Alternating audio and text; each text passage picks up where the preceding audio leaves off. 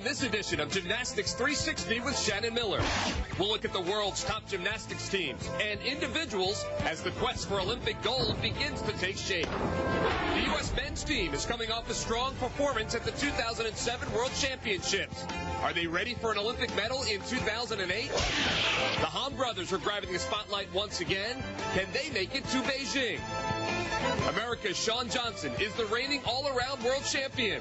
But can this 15-year-old lead a seasoned U.S. women's team to an expected gold? I just know that we're going to be probably the strongest team there, and we'll be fighting against each other. We'll see who should fly high and who could fall flat as Gymnastics 360 with Shannon Miller begins now.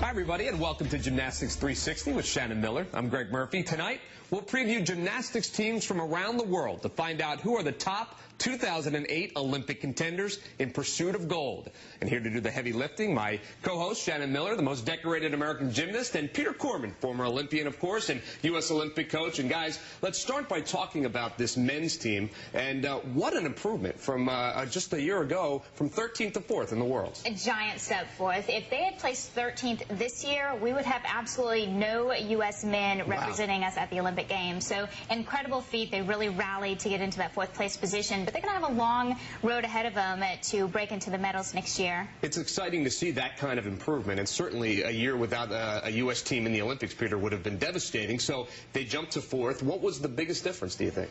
Well, I think they realized, hey, we wouldn't have made the Olympics, just like Shannon said. And they said, we got to buckle down and get the job done.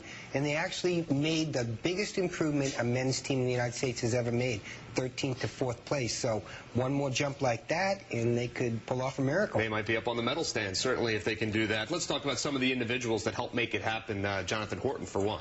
Jonathan Horton competes for the University of Oklahoma as well as the United States of America. He ended up in 4th place as well, 2/10 out of that bronze medal position. And obviously, he went back to the gym and said, okay, what difficulty do I need? What consistency do I need to get into those medals? Justin Spring, another guy to talk about. Great guy. Justin had a bad injury. He's got to overcome that.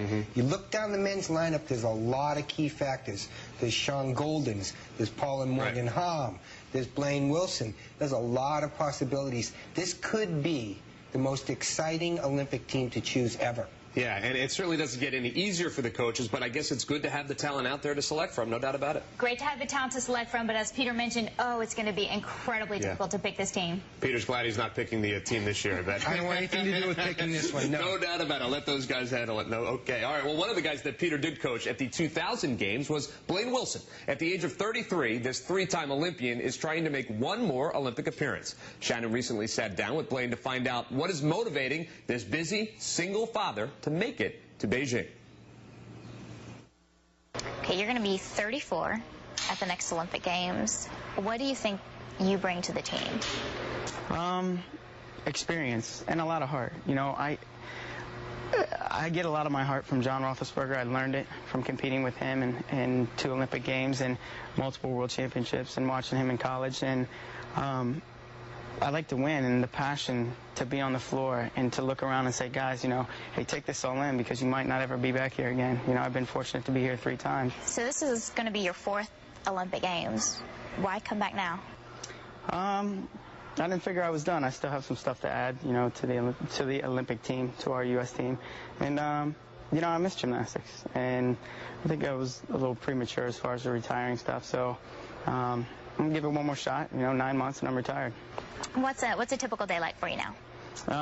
I get up Monday, Tuesday, Thursday, Friday is the same. I get up, drop my daughter off at school at 9, go into World's Gym here in Columbus, work out from about 9 to 10, and then I come in to Steelwood and do strength from about 10:15 to 11:15.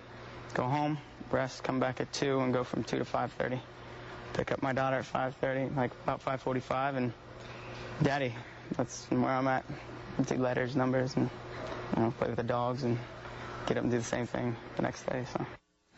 Well, certainly a good place to be, being daddy, no doubt about it. But what are his chances of making this Olympic team and helping the U.S. men's team? Well, I always say you cannot count out Blaine Wilson. He's a 5-time national champion, and at the 2004 Olympics, he finally got that silver medal he's been looking for. Yeah. But at the same time, he was the heart of that team, and he could be the heart of this team. And, Peter, you need that on a team. You know this young man very well, so what are his chances? Well, I remember Blaine, 17 years old in his first Olympics in 1996. Can't believe he's going for number 4. Almost no one does that in gymnastics. Almost unheard of, 4 Olympics. Blaine has a chance. He's a very tough guy. He has some good events. I think the odds are a little bit against him right now, but we've seen him with bad odds before rise to the occasion, so good luck. Sometimes they're the most dangerous guys when you get those guys on your team. No doubt about what we're pulling for them, absolutely. When we come back, more on the U.S. men's team. Are the twins making another comeback? Shannon sits down with the Hamm brothers to discuss the past and the future.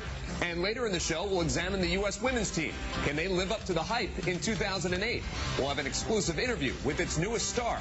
Gymnastics 360 with Shannon Miller. We'll come right back.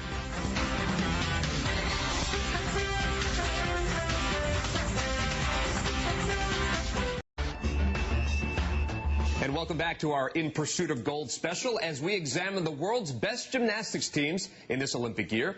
Paul and Morgan Hamm are identical twins. They trained together and both participated in the 2000 and 2004 Olympic Games. Now, you may remember Paul a little bit more for winning the all-around gold medal in 2004. Well, Shannon caught up with the twins to discuss their desire to return to the world stage.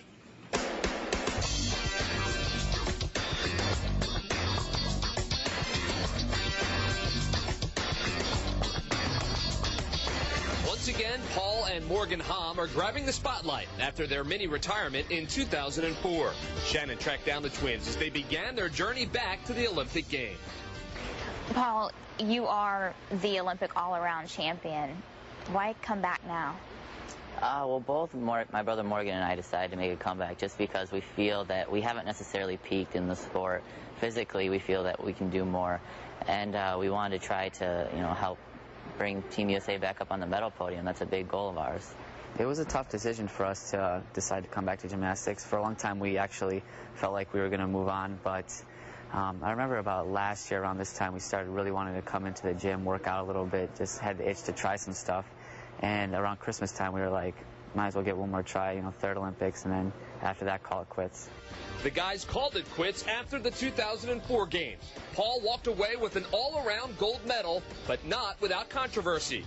Korea's Yang Tae-young could have won the gold if not for a judging error. All eyes will be focused on Yang and Paul as they both go for the gold in Beijing. Is there more or less pressure being the defending champion? At this point, I don't feel like I have more pressure necessarily going into this Olympics than in 2004. Back in 2004, I was going in as the current world champion in the all-around, so I had a lot of pressure back then. This time around, I feel like I'm starting a little bit more with a clean slate. How difficult was that in 2004? We all know about the controversy. We all know that you walked away as the rightful winner of the Olympic gold, but the whole process, how much did that weigh on you? Well, the situation I dealt with after the last Olympics with the controversy was tough. It was unfortunate just because I felt that the way I won the medal coming back in the all-around competition was so amazing, and then to have the controversy sort of overshadow that was a bummer for me. But I think I'm past that point right now. I'm ready to move on and just continue training at this point and prepare for Beijing.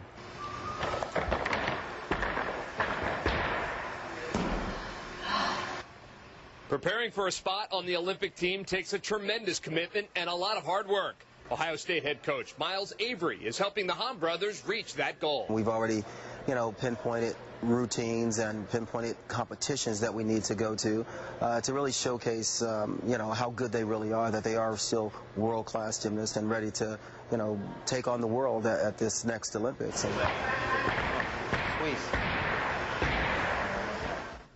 Coach Avery has been helping Paul train while brother Morgan recovers from a chest injury. The Hamm brothers have trained together since they were kids. They share a special bond both inside and outside of the gym. You two have been in 2 Olympics together, and you're going for your 3rd. What's it like every day in the gym? Morgan and I have a great relationship. It's been wonderful to go through this whole process with someone that's so close to you. Since we were kids, we've always pushed each other. We've always, you know, helped each other along the way. Whether you're having a rough day in workout and you need someone to kick your butt, he's always there. And you always have someone to confide in you, and you can confide in them. And it's a really nice situation to have a family member with you while you're going through some of these tough days. Paul and Morgan competed together at the 2000 and 2004 games, but with so few spots available, the odds are high that one of them won't make the cut this time around. What would happen if one of them made the team and the other didn't? I think then the other one would be very supportive and be there and rooting them on. You know, just as we, like in 03, when you saw Morgan up in the stands really, you know, rooting for Paul to win. I think the other one would be there in Beijing to really root on the other one. And again, they're so helpful to one another. They only want to see the best in the other one.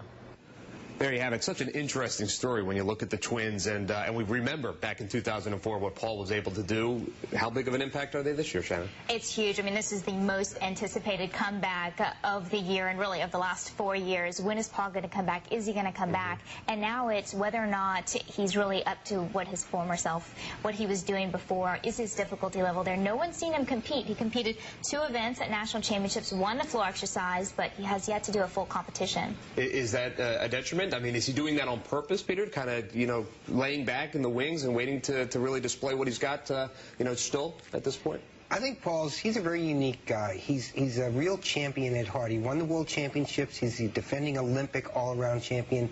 I think in Paul's mind he thinks, if I'm going to do this, I've got to be able to win. And I think he wanted to wait until he was ready.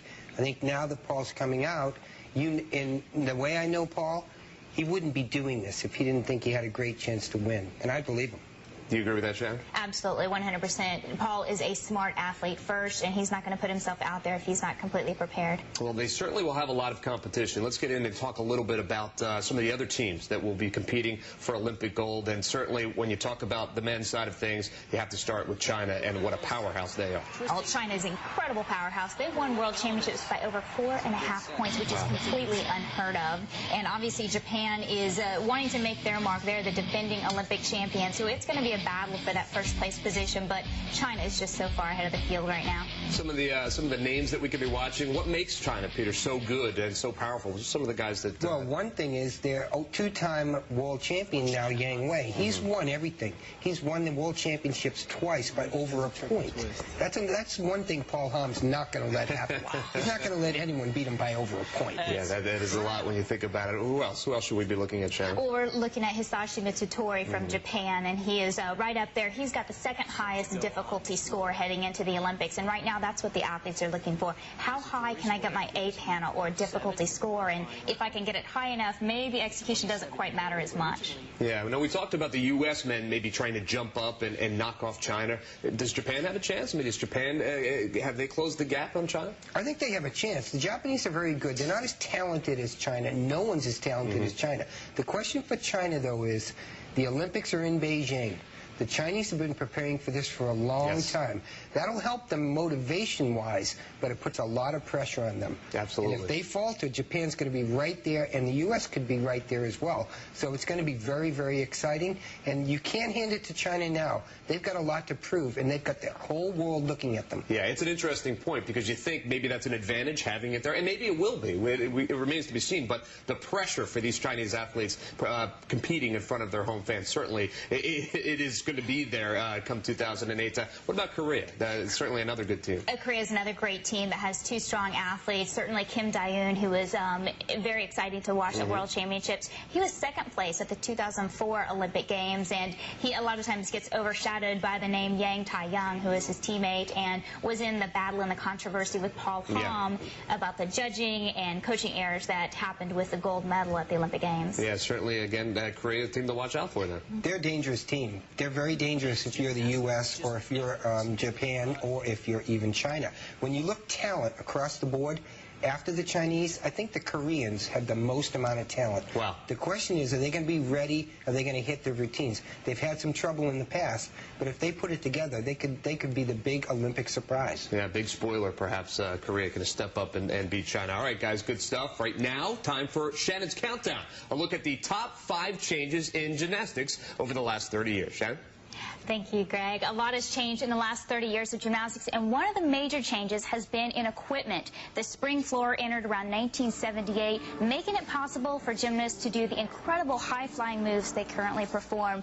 And in 2001, the vaulting horse became the vaulting table. This was a major change in the way athletes train and compete vault, and certainly looks a little bit more fun this way around. Interesting stuff indeed. Yeah, it does look a little bit more fun. It's interesting. We saw some shots of that a little bit earlier. More coming up from the countdown in just a couple minutes. Coming up on the program, Shawn Golden. Headlines are Making the Mark segment. We'll look a little bit later at Europe's Olympic contenders, and also ahead, Shawn Johnson works on her new skills for the Olympics. So stick around. Gymnastics 360 with Shannon Miller returns right after this. Welcome back to Gymnastics 360 with Shannon Miller. I'm Greg Murphy. Shawn Golden grew up in Camden, New Jersey, one of the most dangerous cities in America. The youngest of 6 children, Shawn excelled in a sport that was foreign to inner-city kids. Now he's a member of the U.S. national team and an Olympic hopeful. And he's the subject of our Making the Mark segment. Making Their Mark, presented by GK Elite, the choice of champions. Shawn, you're from Camden, New Jersey. Yes. Tell me about your childhood growing up and how you got involved with the sport of gymnastics. Well, gymnastics growing up in a city like Camden, New Jersey is not very popular. It's not a very popular sport to do, but, you know, it was just something I was just always attracted to. I remember watching you on TV, and I just always wanted to imitate and emulate what they did on TV. So, you know, over a couple of years, didn't take many of them, 4, my mom said, you know, it's time to get you involved in something. You're breaking my furniture, you have way too much energy, so I'm just going to put you in gymnastics, since you always seem to like to flip anyway. So that's how I got involved in it. Now, I've heard you say that you were born to do gymnastics. What would you be doing if you hadn't found the sport? That's a good question. You know, especially coming up through a city like Camden, New Jersey, there are a lot of avenues, a lot of negative avenues to take. And, you know, I really would hate to see where I would be if it weren't for gymnastics. Big dismount coming up, looking for a nice stuck landing. Shawn, what lessons has gymnastics taught you, and how are those lessons going to help you in this next year leading up to the Olympics? You know, gymnastics has taught me a tremendous amount of things. It's taught me goal setting, achieving my goals, integrity, and, you know, learning to raise the bar, raise my limit even higher than I thought I could achieve. You know, I'm just going to take those lessons that I've learned and apply them to the next couple of months. It seems like the Olympics are right around the corner. And since I've been on national team in 2005, I've just learned a tremendous amount, and I'm going to use it to my advantage. Well, you did really well. The entire men's Olympic team did very well at the last World Championships this year, 2007, heading into Beijing. How do you feel the men's chances are for getting a medal? Very high. I mean, we were this close at the World Championships, and, you know, we just need to tweak a couple of things, and we would have been right there in bronze contention. But I don't like setting my sights on bronze. I like setting my sights on gold, and I think that it's possible. I think that we can pull together even stronger as a country, and we can go and win the gold. And that's what I'm leading in there, wanting to do. Making Their Mark, presented by GK Elite, the choice of champions. Shawn, certainly a very interesting story, one that you don't hear very often, but a great story. And here he is getting ready, an Olympic hopeful. Those 2 words, you put them together, it sounds terrific. What are his chances of making the Olympic team? Shawn's got a great chance. And, of course, we've talked about the makeup of the team, and depending on who the all-around athletes are, if Paul competes, if he doesn't. Shawn's strong events, obviously, are going to be in still rings, vault, and floor exercise. He excels in these events. He's a true specialist. He's not going to compete on the other 3. So if that's what you need on this team, he'll be there. Peter, does it ever surprise you when you see a guy whose story mirrors Shawn's, who, you know, comes from a city, Camden, New Jersey, that certainly hasn't produced a lot of great gymnasts over the course of the years, but it's just he has that talent, that spark that someone saw, gave him the chance, and he ran with it.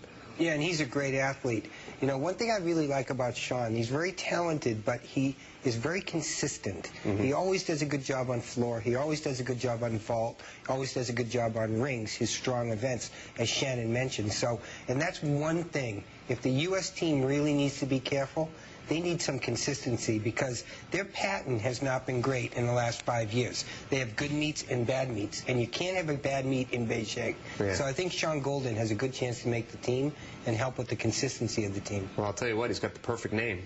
Golden. Yes, he does. He's got the golden name, no doubt about it. We wish the best to Shawn.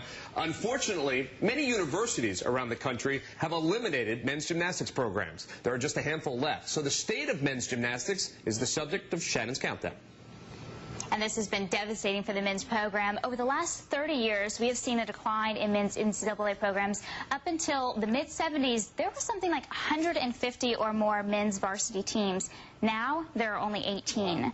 The sport has suffered, obviously, from this pattern, but is handling the change by moving toward a more club-based system for men. And you can see by the looks of Paul Hamm and Morgan Hamm, those are athletes that have come from this club-based system. Yeah, 18, though, Peter. I know that breaks your heart when you think about the numbers that it dwindled to. It's unbelievable. Yeah, it does break my heart. I coached in college for 20 years, and it's really sad. Fortunately, the 18 are very strong programs, and we're kind of holding our own ground right now. But when I remember when I was competing in gymnastics, there was 157 teams. Wow. So it's really, we've really lost a lot. Yeah, times have changed, no doubt about it. All right, guys, when we come back, a look across the pond at the European men's teams. And later, can the U.S. women carry the momentum of a world championship to Beijing? Stay tuned. We'll have lots more. It's coming right up.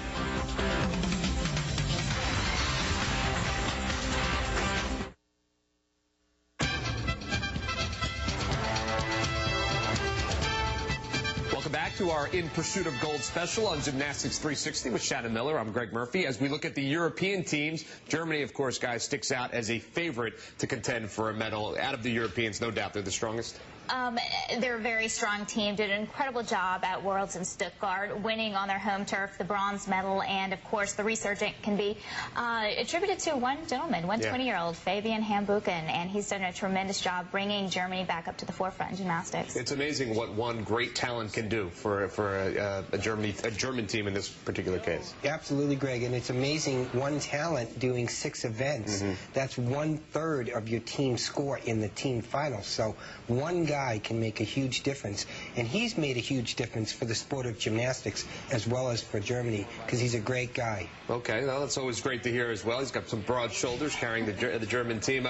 What about some other Europeans that we could look out for? Spain, for instance. Spain has Rafael Martinez. We want to watch out for him. Did very well in 2004, European champion in 2005, and looking to make his mark, break into the medals in the all-around next year.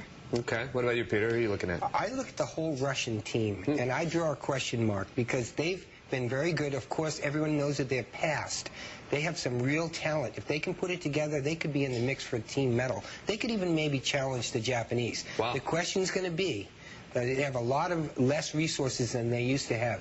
So can they get it together in time, and can they get ready to reclaim themselves as best men's team? I think they really want it. The question is, do they have enough time to get it? How big of a surprise was it that Germany was able to step up in the Worlds and do as well as they did? Was that a big surprise on the world stage? I think it was a good surprise for them. It wasn't, I don't think, a huge surprise, but certainly winning a bronze was a step up for them, and it's going to be tough for them to keep that position heading into next year. And as Peter mentioned, there's going to be a couple of teams like the Russian team. If they can get healthy, they can be up there in the medals easily. Is it fair to say that some of these European teams that we're talking about, Peter, may be the U.S.'s biggest competition trying to get onto that medal stand? Absolutely, and you know, one good example is Germany. By winning that bronze medal, and they hadn't won a team medal since the 70s.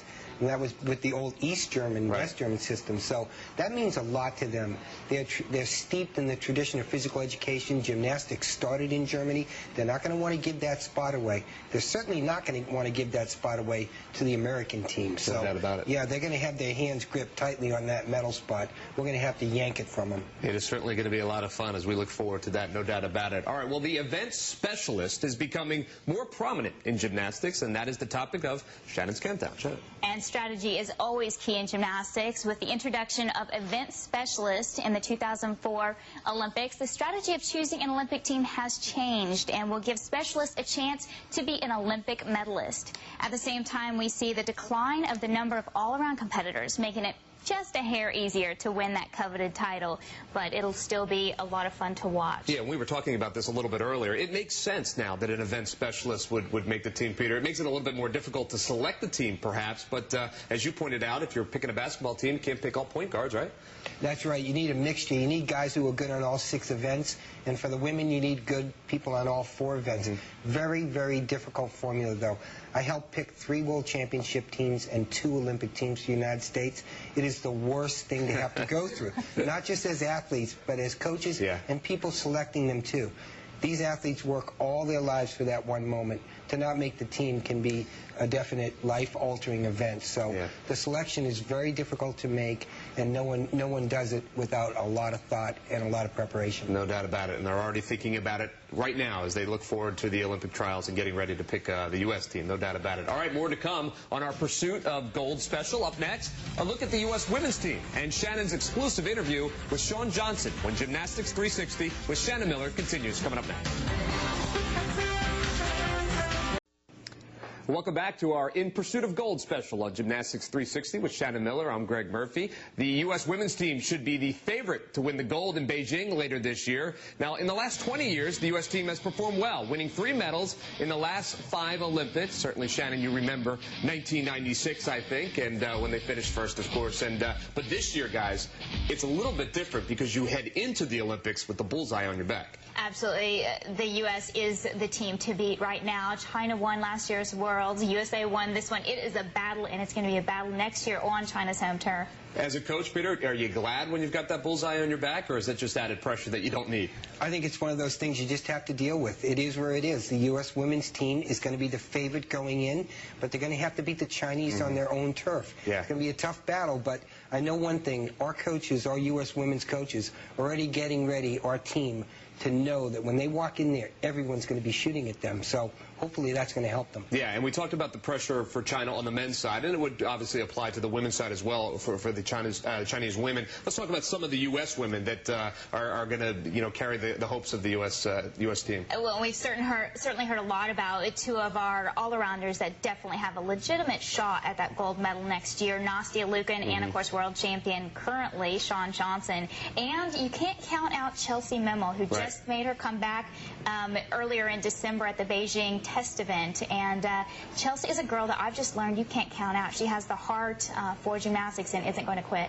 Yeah, and when you have a team made up of the young ladies that Shannon's talking about, Peter, that's why they won the World Championship this year. They have so much talent on that team. Now it's a matter of all doing your part, I guess, doing your job out there. That's right, and when you mix in gymnasts like Alicia Sacramone, they have a really great talent. That's the exciting thing about the U.S. program. There's a lot of depth.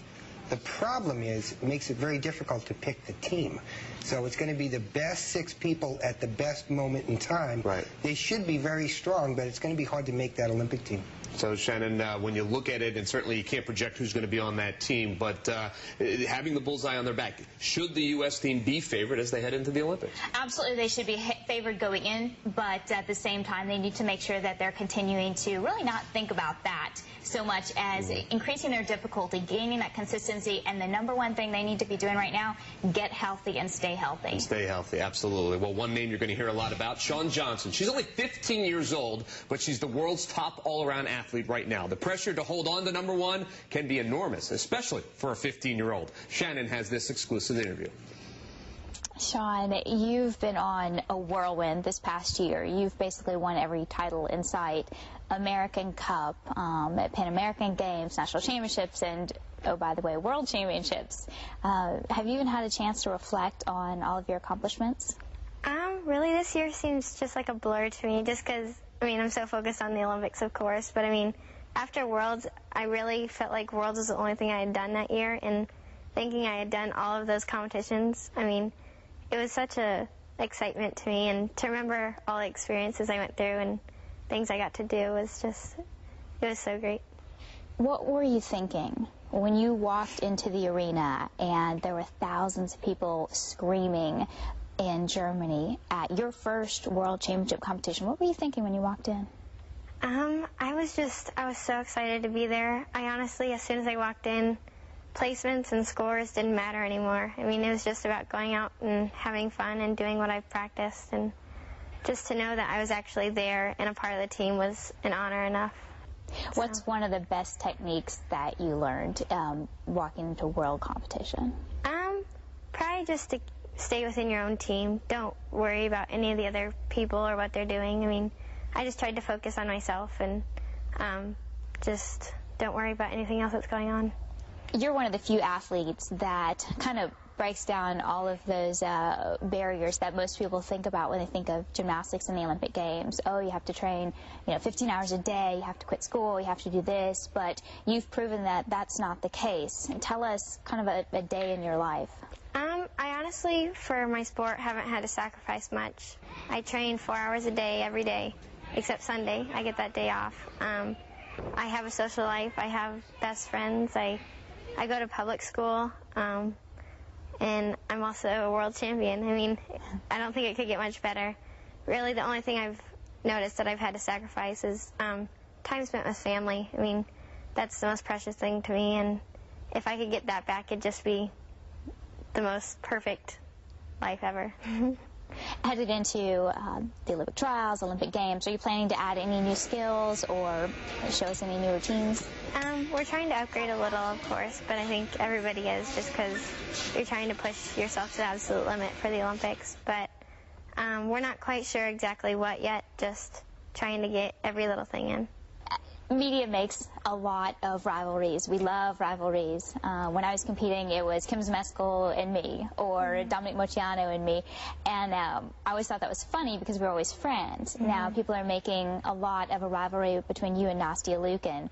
Is there a rivalry there? I wouldn't say that, just because we are like best friends. I mean, we support each other and we push each other through all the hard times. Of course, we're competitors. I mean, we want the same thing and we're working just as hard, but I don't think there is a rivalry. We're really good friends. Who do you think your toughest competition is at the Olympics? At the Olympics, the toughest competition will definitely be our own team. I mean, I don't know how the countries will be, and I'm not worried about it. I just know that we're going to be probably the strongest team there, and we'll be fighting against each other at the end.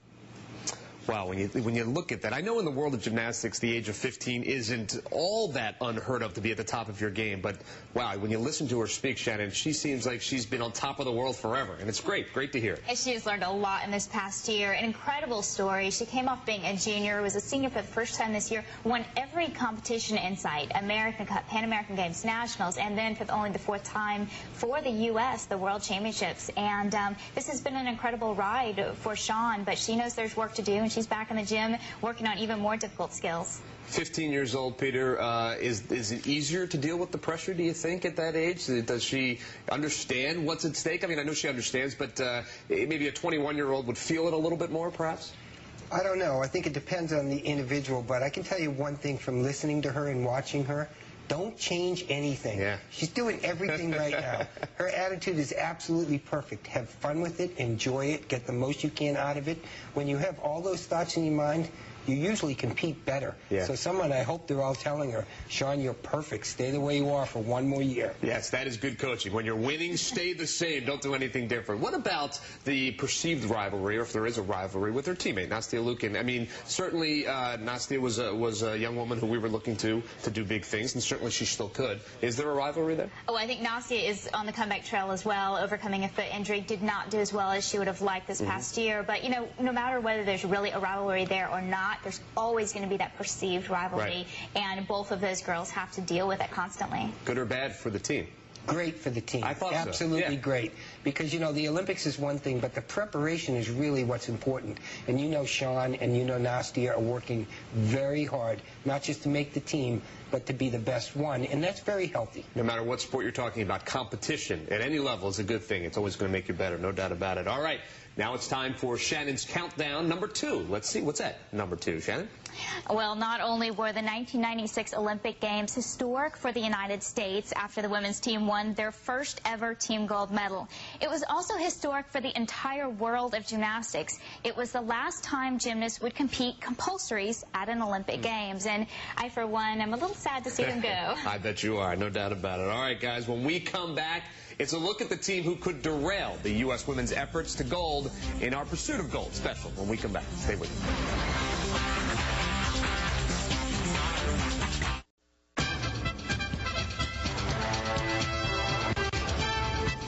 Welcome back to our In Pursuit of Gold special on Gymnastics 360 with Shannon Miller. I'm Greg Murphy. The best way to predict how a team may finish at the Olympics is to look at who won medals at the latest World Championships. So we will do that now. Take a look for the women's team finals in 2006. There you see China up top. They win the gold. The United States in second. But in 07, it flip-flops. The U.S. gets the gold. China comes in second.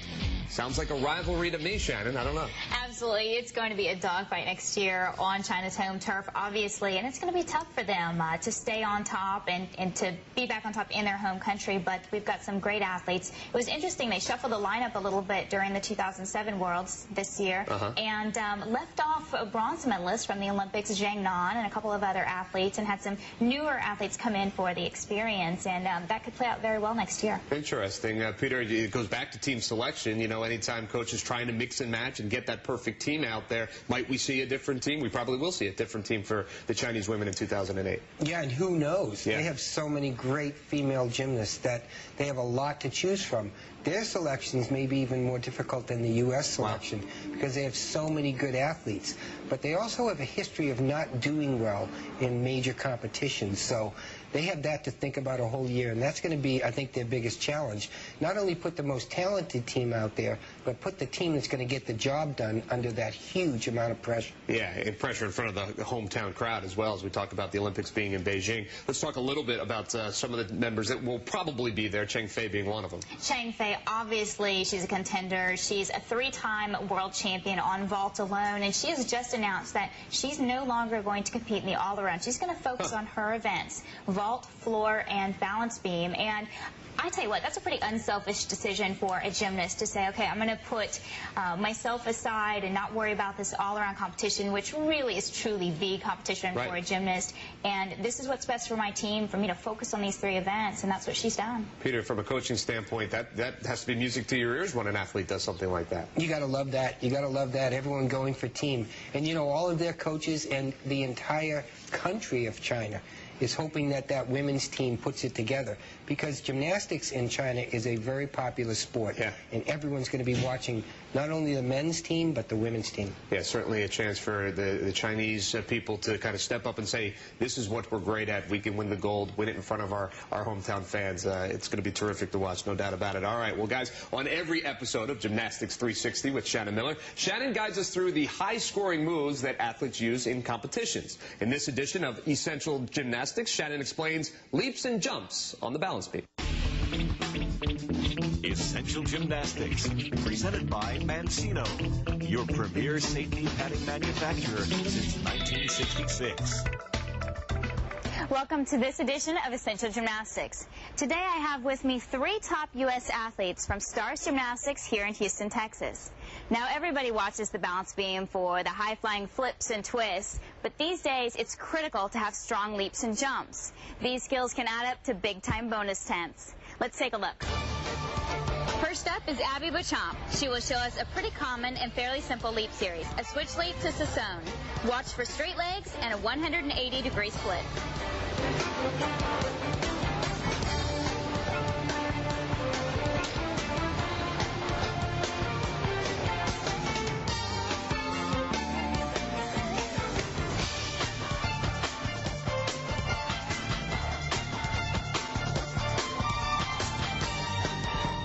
Next, Abby increases the difficulty, adding a wolf jump to her switch leap. On the wolf jump, we're looking for her knees together, toes pointed, and her front leg above horizontal.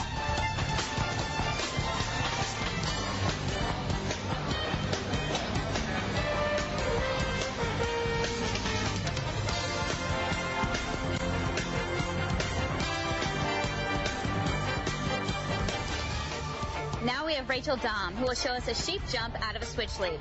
In a great sheep jump, you'll see the gymnast's toes above her head and her head laid completely back with knees together. This is an extremely difficult move because you completely lose sight of the beam.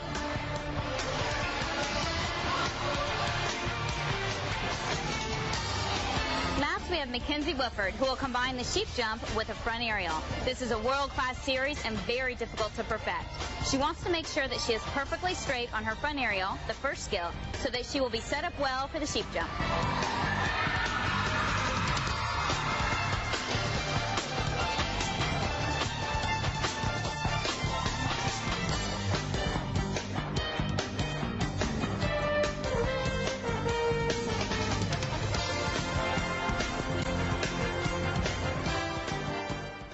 Most people don't realize how difficult these leaps and jumps really are. Just imagine walking down the curb of a sidewalk.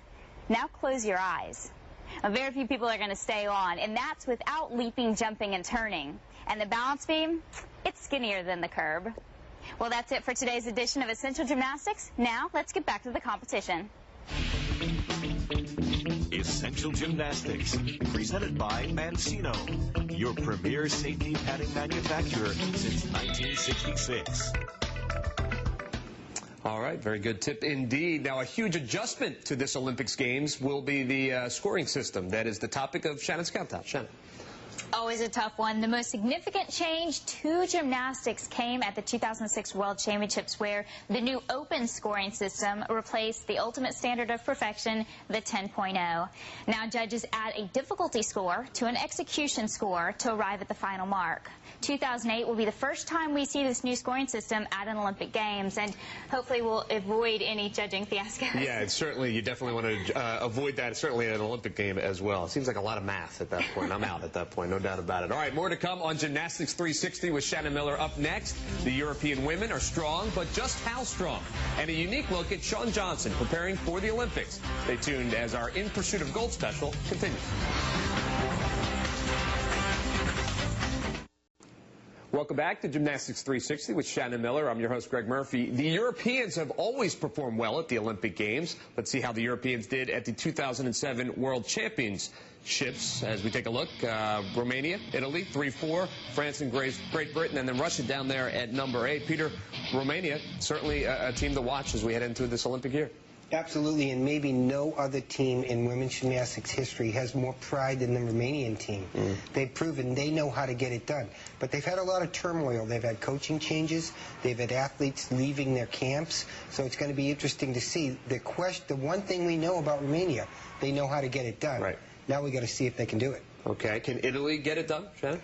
Italy's going to be tough for a medal, but they certainly could in the all-around, and that's thanks to Vanessa Ferrari. She was the world champion in 2006, and this year she's overcoming a little bit of a foot problem, a little bit of an injury, but still came in 4th, so That's just amazing. out of the medals. Yeah, so certainly if she can get healthy, someone to be reckoned with. I love her name as well, Ferrari. We can't go wrong with that. All right, well, Shawn Johnson is the reigning world all-around champion, but just because you're the world's best doesn't mean you can't get better. Shannon and Shawn's coach, Lang Chow, give us a special look at how the world's best is improving.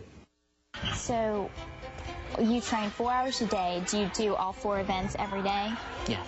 You do all 4 events every day? Okay. And is that broken into 2 workouts? No. Just 1 workout? Just 1 workout, yeah. Yeah. Trying to do as much as we can in that 4 hours frame, yeah. Good.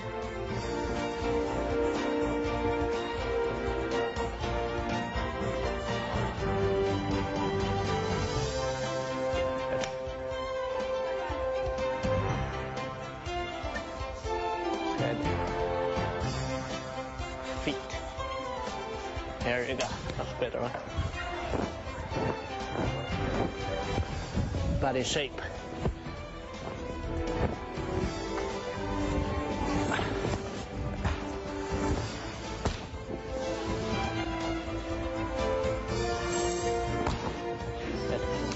On your last one, remember to do your deal, okay?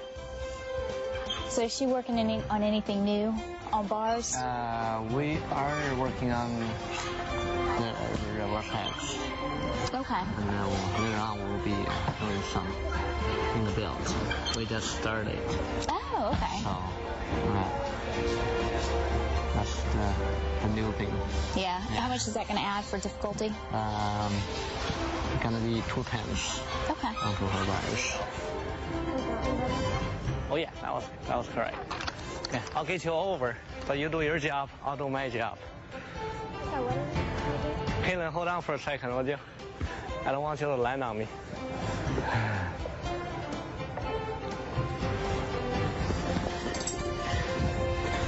Yeah, you're thinking of getting over too much. You get your shoulders like a bridge. Hands. Toes from hands.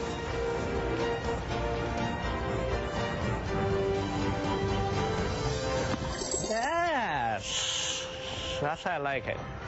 Okay, but a little more feet. A little bit more. See how nicely you were flat? That's how you are not missing the bar. If you cut it like this, you'll be missing the bar someday. So are you adding any new skills to your beam routine?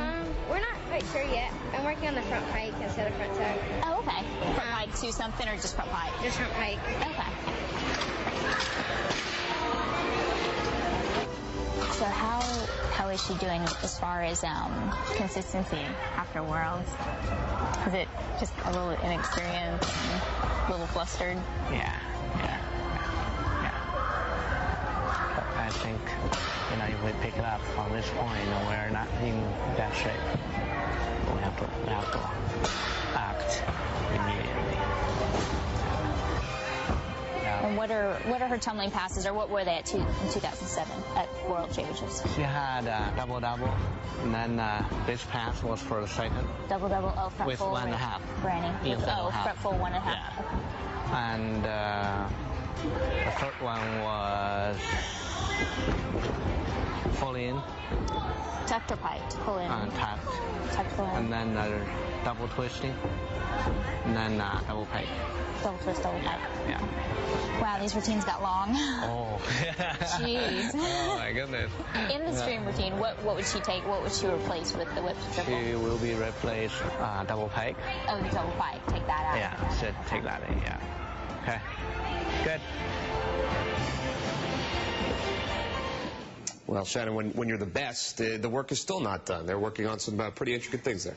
It's amazing. You can be the world champion and still have to add more difficulty to your routines. Yeah. And that's what Shawn Johnson is doing. We saw her work on the Tkachev on an even bar. She's going to be adding that skill, as well as new tumbling in her floor routine that is newly choreographed. And I think the rest of it's a little bit of a secret at this point. We won't tell anybody. Peter, when you talk about the best, that's the attitude you want your athletes to have. Yeah, hey, I won, but I may not win next time. I got to get better.